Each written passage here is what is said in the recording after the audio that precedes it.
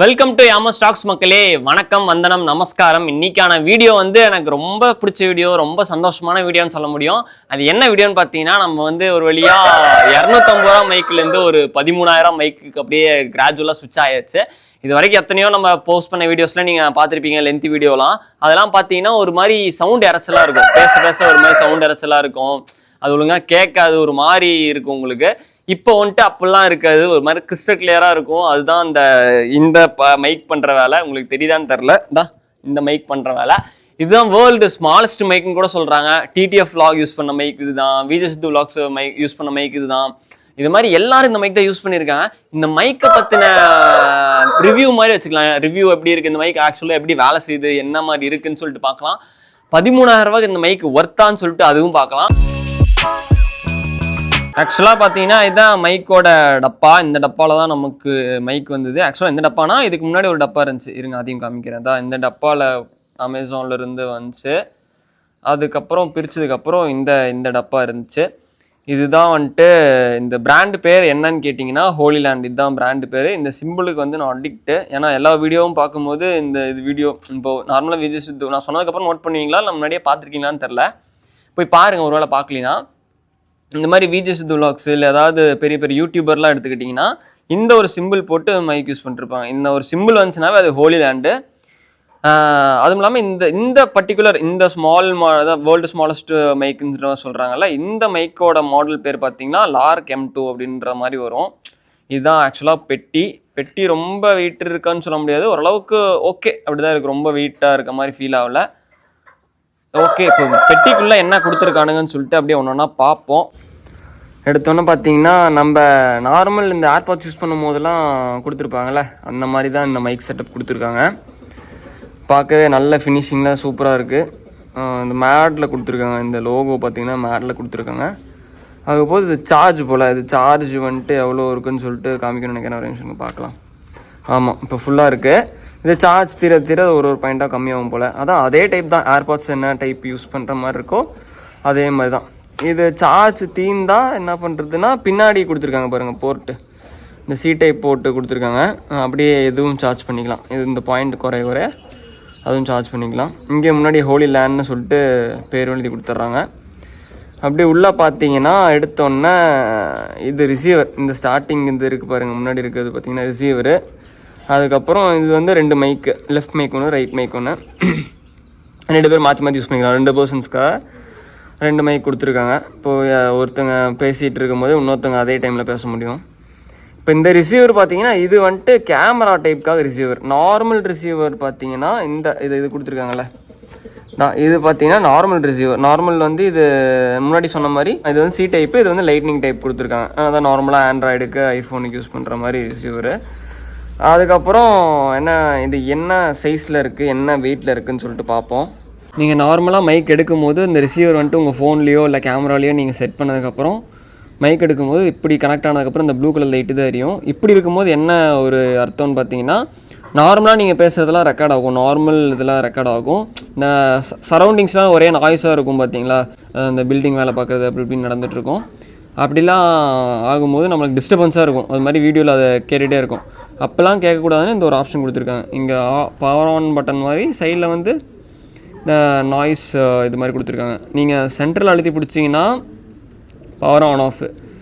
அதுவே இந்த சைடில் இப்படி நீங்கள் அழுத்தினீங்கன்னா மாறிடுச்சு பாருங்கள். இப்போ நாய்ஸ் ரிடக்ஷனில் இருக்குது. இப்போ சரௌண்டிங்ஸ்லாம் அந்த மாதிரி பெரிய சவுண்ட்லாம் கேட்கும்போது உங்களுக்கு நாய்ஸ் ரிடக்ஷனாக இருக்குன்னு வைங்களேன். ஆக்சுவலாக அது பெனிஃபிட்டு, நல்ல பெனிஃபிட்டு. பரவாயில்ல, இதெல்லாம் நல்லா கொடுத்துருக்கானுங்க. இப்போ நார்மலாக திரும்ப மாற்றணுன்னா நீங்கள் திரும்ப அழுத்திங்கன்னா ப்ளூ கலரில் மாறிடும். இப்போ நார்மல் இதில் இருக்கும். அதே நீங்கள் அழுத்தி பிடிச்சிங்கன்னா ஆஃப் ஆயிரும். ஒரு மாதிரி இருக்க மாதிரி ஃபீல் ஆகலை. மொத்தமாகவே இது ஒரு 10 to 20 கிராம்ஸ் ஒரு மாதிரி தான் இருக்கும். அந்த மேடு நீங்கள் வெயில் வைக்கும்போது மினுக்குது ஒரு மாதிரி ஜிகுன்னு. நல்ல குவாலிட்டியில் கொடுத்துருக்காங்க. அப்புறம் இதுக்குள்ளே என்ன கார்டு இது, we are here for you அப்படின்னு சொல்லிட்டு after sales card, let's get in touch, தேங்க்யூன்னு சொல்லிட்டு ஒரு வார்ம் வெல்கமிங் கார்டு கொடுத்துருக்கானுங்க. அதுக்கப்புறம் என்ன மேட்டர் இருக்குதுன்னு சொல்லிட்டு அப்படியே எல்லாத்தையும் ஒன்றா வெளியெடுப்போம். எடுத்தாச்சு. அப்படி ஒன்று பார்ப்போம் வேறு எதாவது இருக்கா இன்னும்.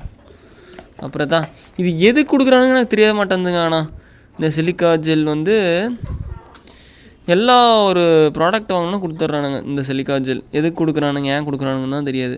அடுத்து என்னென்ன கொடுத்துருக்காங்கன்னு அப்படியே ஒன்றா பார்ப்போம். இது ஏற்கனவே நான் கந்தரகோலமாக ஓப்பன் பண்ணி வச்சுருக்கேன், அதனால தான் இப்படி இருக்குது. கொடுக்கும்போது இப்படி கொடுத்துருக்காங்கன்னு நினச்சிக்காதீங்க கைஸ். அது ஐயாவோட கைவித்த கொஞ்சம் நம்ம பண்ண வேலை தான். இது பார்த்திங்கன்னா இது என்னென்னா செயின் டைப் மாதிரி கைஸ். இது இப்போது நீங்கள் செயின் மாதிரி யூஸ் பண்ணிக்கலாம். அதாவது எப்படின்னா, இப்போ எங்கேயாவது போகிறீங்கன்னா இதில் நீங்கள் மைக்கை வந்துட்டு செயின் மாதிரி யூஸ் பண்ணிக்கலாம். இது வந்து மேக்னெட்டு, இது வந்து மேக்னெட்டு. இது இந்த இடத்துல நீங்கள் மைக்கை ஸ்டிக் பண்ணிட்டு நார்மலாக உங்கள் கழுத்தில் நீங்கள் வந்துட்டு போட்டு யூஸ் பண்ணிக்கலாம். 1000 தான் இருந்தாலும் நம்ம சிறுத்தைக்குட்டிக்கு இந்த மைக்கை போட்டால் தான் அந்த மைக்குக்கே கலை வரும். நம்ம சிறுத்தைக்குட்டிக்கு போட்டு எப்படின்னு அழகு பார்த்துருவோம். மட்டப்பள்ளி இது அட்ஜஸ்டபிள் டைப் தான். இது அட்ஜஸ்டபிள் டைப் கொடுத்துருக்கேன். ஃபேமஸ் தெரியும்னா தெரியலையே. அட்ஜஸ்டபிள் டைப் கொடுத்துருக்கனால இதை அட்ஜஸ்ட் பண்ணிட்டு கழுத்துக்கு ஏற்ற மாதிரி அட்ஜஸ்ட் பண்ணி நம்ம போட்டுக்கலாம். இப்போ நம்ம கதிருக்கு அட்ஜஸ்ட் பண்ணி போட்டுவிட போகிறோம். என்னடா முட்டையும் போட்டுக்கிறியா? மங்கள்யம் தம்புனானே நானும் மம்சீபம் ஹேத்தனும் அந்த மாதிரி தான் ஃபீல் ஆகுது. என்ன கொஞ்சம் லூஸ் பண்ணிக்கலாம். டக். இன்னுமே இவனுக்கு பாருங்க மூக்கு கிட்ட வந்து நிற்குதுங்க மைக்கு. ஏ அப்போ உனக்கு எப்படி போட வேணாம், கொம்புக்கு போட்டுக்கிறியா? பையன் கொம்புக்கு போட்டுப்பான் மைக்கை. ஏடி தலைவன் கெத்தாக இருக்கானா? மைக்கு போட்டு அழகு பார்க்குறேன். பெரிய பெரிய யூடியூபர்ஸ் போட்டதே இப்போ என் தலைவன் போட்டு தலைவன் தான் ட்ரெண்டிங்கே. இனிமேல் இந்த மைக்கு சொந்தக்காரன் நம்ம தலைவன் தான். என்னடா சமத்து பேழை தூங்கு செயின் கதிருக்கு அழகாக இருக்குங்க. என்ன கழுத்து தான் மற்ற மாட்டேங்குது, உள்ளே போக மாட்டேங்குது. நெக்ஸ்ட்டு பார்த்தீங்கன்னா அந்த இவன் என்ன மேட்ருன்னு பார்த்தீங்கன்னா, இது இப்போ தான் ஓப்பன் பண்ணுறேங்க. விளையாட்டுக்கெலாம் சொல்ல, இது வந்துட்டு இது இப்போ தான் ஓப்பன் பண்ணுறேன். இந்த நாய்ஸ் ரிடக்ஷனுக்கு நான் காற்றடிக்கும் போதெல்லாம் எதுவும் ஆகக்கூடாது மைக்கு அப்படிங்காக இங்கே வந்துட்டு மைக் இது பண்ணி இந்த அப்படியே ஸ்டிக் பண்ணிக்கிற மாதிரி நல்லா புசு புசுன்னு இருக்குது. சாஃப்டாக இருக்குது கைஸ். இது கொடுத்துருக்காங்க. திரும்ப அதுக்குள்ளேயே வச்சுருவோம். நெக்ஸ்ட்டு வேறு அதான் 2 சைடுக்கும் 2 கொடுத்துருக்காங்க. இது ஓகே. இது பார்த்தீங்கன்னா இதுதான் சார்ஜர். இந்த மைக் அந்த இது இருக்குல்ல, இந்த பாக்ஸுக்கு வந்துட்டு சார்ஜ் பண்ணுறதா. இந்த பாக்ஸ் இருக்குல்ல, இந்த பாக்ஸில் சி டைப் சார்ஜ் போடுறதுக்காக சார்ஜிங் கேபிள் கொடுத்துருக்காங்க. பரவாயில்ல, ஃபோன் வாங்கினா கேபிள் மட்டும் தான் கொடுப்பாங்க, அப்புறம் மைக்கு கேபிள் கொடுக்குறானுங்க. சந்தோஷம். இது எதுக்குன்னு பார்த்தீங்கன்னா, இந்த கேமராவில் நீங்கள் ரிசீவர் கனெக்ட் பண்ணுறதுக்காக இது யூஸ் பண்ணுறது. இது ஸோ நீங்கள் கேமரா யூஸராக இருந்து அதில் தான் வீடியோ எடுத்துகிட்டு இருக்கீங்கன்னா அதுக்கு இது சூப்பராக யூஸ் ஆகும். நெக்ஸ்ட் நமக்கு பிடிச்சது என்னன்னு பார்த்தீங்கன்னா, இந்த சுருக்கு பை தான். எங்கேயாவது போகிறீங்க மைக் எடுத்துகிட்டு போகணுன்னா இந்த சுருக்கு பையில் போட்டு இப்படி ஒரு இது பண்ணிட்டு நீங்கள் பாட்டுக்கு ஜாலியாக மைக் எடுத்துகிட்டு போகலாம். இந்த பாட்டிங்கெலாம் வச்சுருக்கோம்ல, அப்படி சுருக்கு பை வந்து இந்த சுருக்கு பை நல்லாயிருக்கு. இதுவுமே வருமா வளகலன்னு சொல்லிட்டு சூப்பராக இருக்குது. அவ்வளோதான், மற்றபடி எதுவும் கொடுக்கல. ஆமாம், ஃபைனலாக உங்களுக்கு ஒன்று காமிக்கிறேன்னு சொன்னல, அந்த இது ஒரு இது ஒன்று கொடுத்துருந்தானுங்களே, இந்த இது கொடுத்துருந்தானுங்களே, இது என்னன்னு பார்த்துருவோமா? ஜண்டனை இது பார்த்தீங்கன்னா அந்த இது ஸ்டிக்கர். இப்போ நார்மலாக நீங்கள் மைக் எடுத்துக்கிட்டிங்கன்னா மைக்கில் மேலே ஒட்டுறதுக்காக ஸ்டிக்கர்ஸ், எமோஜி ஸ்டிக்கர்ஸ்லாம் கொடுத்துருக்கானுங்க. இது நல்லாயிருக்கு. இல்லை எமோஜி வேணாம்ப்பா அப்படின்னா நீங்கள் பிளாக்கு யூஸ் பண்ணிக்கலாம், ஒயிட் யூஸ் பண்ணிக்கலாம். இப்படி கொடுத்துருக்கானுங்க. எமோஜியும் மல்டிப்புள் எமோஜிஸ் கொடுத்துருக்கானுங்க. இல்லை எனக்கு இது எதுவுமே வேணான்னா அப்புறம் எதுவுமே யூஸ் பண்ணாதீங்க, நார்மலாக யூஸ் பண்ணுங்கள். இப்போதைக்கு நான் நார்மலாக யூஸ் பண்ணலான்ட்டு இருக்கேன். போ பார்ப்போம். இது பார்த்தீங்கன்னா அவனோட குவிக் கைடு, என்னென்ன பண்ணணும் அப்படின்றதில் சட்டை எப்படி மாட்டணும், என்ன ஏது கணக்குன்னு சொல்லிட்டு எல்லாம் அவனுங்களே கொடுத்துருக்கானுங்க. இது நீங்கள் ஓரளவு படிக்கணும் அப்படின்னா படித்து பார்த்துங்க. ஏதாவது டவுட்னால் நீங்கள் கிளாரிஃபை பண்ணிக்கலாம் அதை வச்சு. ஓகே, யூசர் மேனுவல் மாதிரி வச்சுக்கோங்களேன். இது பேக்கேஜிங் லிஸ்ட், என்னென்ன பேக்கேஜில் வந்திருக்குன்ற மாதிரி லிஸ்ட்டு. இப்போ வந்துட்டு நம்ம பார்த்தீங்கன்னா மைக் டெஸ்டிங்க்கு போயிடுவோம். மைக் எப்படி வேலை செய்யுதுன்றது பார்க்கலாம். இப்போ வந்து நான் எந்த விதமான மைக்கும் போடல, பார்த்தீங்கன்னா தெரியும், எந்த விதமான மைக்கும் போடல. இப்போ எப்படி பேசுகிறேன், எப்படி கேட்குது உங்களுக்குன்ற ஒரு ஆடியோவை பார்த்துக்குங்க. அதுக்கப்புறம் மைக்கு போட்டதுக்கப்புறம் அது உங்களுக்கு எப்படி தெரியுதுன்னு பார்த்துங்க. உங்களுக்கு பார்த்தீங்கன்னாவே தெரியும், இங்கே மைக் போட்டிருக்கேன், கனெக்ட் ஆகிடுச்சு. இப்போ உங்களுக்கு எப்படி ஆடியோ இருக்குது, ஓகேவா, பெட்டராக இருக்கா, என்ன மாதிரி இருக்குது, அதோட கம்பேர் பண்ணும்போது எப்படி இருக்குன்னு சொல்லிட்டு அதையும் பாருங்கள்.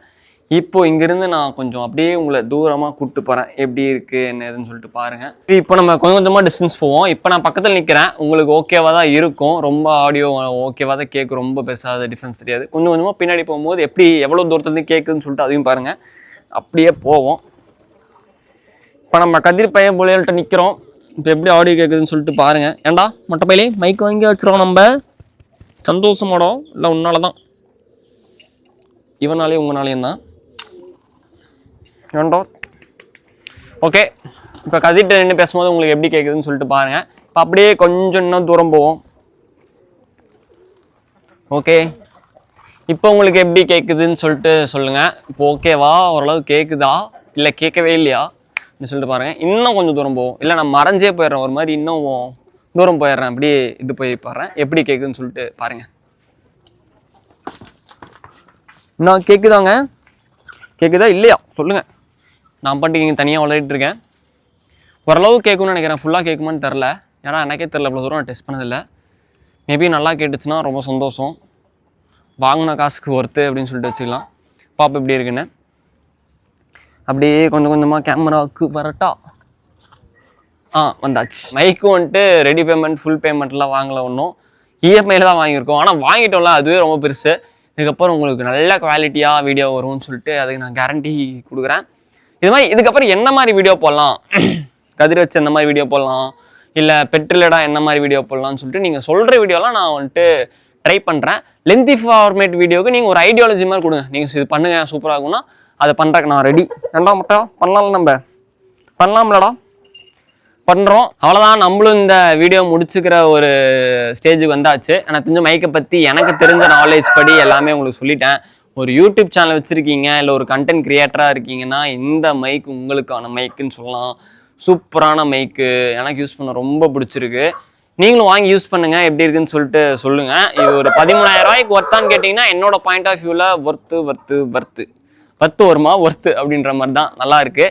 சரி, இதுக்கப்புறம் இதுக்கு நம்ம என்ன பண்ண முடியும், நம்ம எப்படி எடுத்துகிட்டு போகிறோம்னு சொல்லிட்டு நம்ம கையில் தான் இருக்குது. மைக் வாங்கியாச்சு, மைக் வாங்கிட்டோம், அதுக்கு போய் வீடியோலாம் சூப்பராகிருமான்னு கேட்டிங்கன்னா இல்லை, எஃபோர்ட்டு போகணும், கன்சிஸ்டண்ட்டாக இருக்கணும், நல்ல வீடியோ எடுத்துகிட்டு போகணும், நீங்கள் சொல்கிற உங்களுக்கு பிடிச்ச மாதிரி எடுத்துகிட்டு போகணுன்றதான் பாயிண்ட்டு. நல்லபடியாக எடுத்துகிட்டு போவோம் நம்புகிறேன். பார்ப்போம் அப்கமிங் எப்படி இருக்குது என்ன ஏதுன்னு சொல்லிட்டு.